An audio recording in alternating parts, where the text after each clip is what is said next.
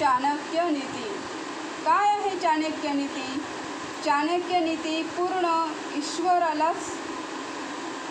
ईश्वराचंच सगळे गुण आहेत ना. चाणक्य नीतीमध्ये सगळे ईश्वराचे गुण आहेत.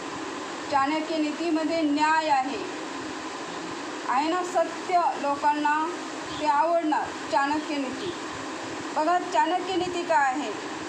कार्यनियुक्तीनंतर सेवकाची, संकटकाळी आपत्तांची व मित्रांची, तर वैभव गेल्यानंतर पत्नीची खरी ओळख पटते. कधी? कार्यनियुक्तीनंतर. म्हणजे काय आहे? काय भावार्थ आहे त्याचा? म्हणजे काय, कसोटीस उतरल्याशिवाय पारख होऊ शकत नाही आहे ना. म्हणजे संकटकालीन संकटामध्ये कोण आपल्याला साथ देतो ते बघा.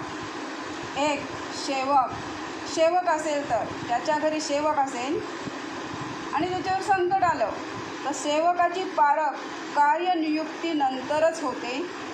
तो कशा प्रकारे काम पूर्ण करतो यावरून त्याची कार्यतत्परता, कार्यकुशलता, व्यवहार चातुर्य, हिशोबीपणा, प्रामाणिकपणा लक्षात येतो.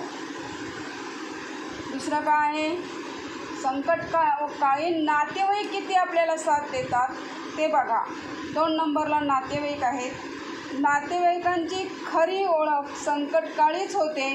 व्यक्तीच्या आयुष्यात व्याधिग्रस्त होणे, व्यसनाधीन होणे, निर्धन होणे, एखाद्या सरकारी खटल्यात अडकणे अशी अनेक संकटे येऊ शकतात. अशावेळी पैसे खर्चणे, दवाखान्यात चकरा मारणे किंवा कोर्टात खेटा घालणे अशा अनेक गोष्टी कराव्या लागतात. अशावेळी जे सोबत राहतात दूर पळत नाही, तेच खरे आप्त आपले लोक असतात. लक्षात ठेवा. तिसरा आहे मित्र. खरा मित्र कोण असेल ते बघा. आपले खरे मित्र कोण आहेत हे संकटातच समजते. अशावेळी जो तन मन धनाने आपली मदत करतो, साथ देतो, धीर देतो, तोच खरा मित्र. म्हणतात ना, friend in need is a friend in deed. मित्राची कधी गरज असते? जेव्हा मित्राला गरज असते तेव्हा मित्राला गरज असते. चौथा आहे पत्नी. पत्नी किती संकटकाळी उभी राहते बघा. पत्नीची खरी पारख तशी वेळोवेळी होतच असते, पण निर्धन झाल्यावरही ती साथ देते. ती खरी गृहलक्ष्मी बघा. धन नसेल पुरुषाकडे, पतीकडे, त्या पतीला ती साथ देते. ती खरी कोण असते? गृहलक्ष्मी. जी साथ देत नाही ती कोण? बोलतात ना, पुरेपूर पैसा जर दिलं नाही पतीने तर ती कुठे बसते? रस्त्यावर तमाशा घालत बसते, त्याला बोलतात. म्हणजे सगळ्यांना सांगत सुटते, मला काय दिलं आहे, मला काय नाही दिलं असं. घरात काही नाही भरलेलं, सगळं हे रिकामं आहे असं सांगणारी जी पत्नी आहे, पतीचं सगळं सांगणारी, वहिवाट लावणारी, त्याला ती गृहलक्ष्मी नसते.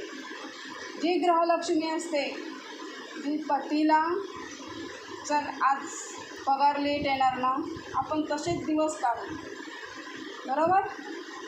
किंवा संकटात पैसा नाही ना, कशाला घाबरता, मी आहे ना. जे बोलतात ना, पत्नी कसे थोडे पैसे बाजूला करते, त्याच्यातूनच नंतर ती जेव्हा पतीला पैसा नसेल तेव्हा त्याच्यातूनच ती खर्च करते. ती खरी पत्नी.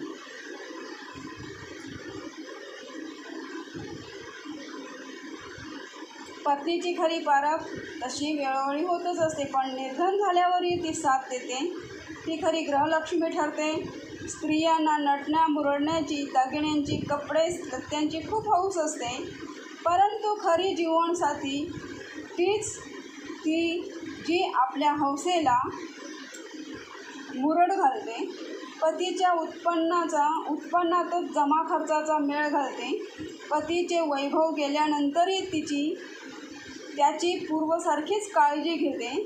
बघा, म्हणजे पतीच्या उत्पन्नातच जमा खर्चाचा मेळ घालते. पतीचे वैभव गेले तर ती पूर्वीसारखीच त्या पतीची काळजी घेते, पतीला धीर देते आणि संकटातून मार्ग काढायला मदत करते. ती खरी पत्नी. म्हणजे सांगायचं तात्पर्य काय आहे तर बोध काय, सेवक, नातेवाईक, मित्र, पत्नी यांची खरी ओळख कसोटीच्या प्रसंगीच होते. म्हणूनच म्हणतात, उडला तर कावळा, बुडाला तर पेडू. ही म्हण आहे. उडाला तर कावळा आणि बुडाला तर पेडू.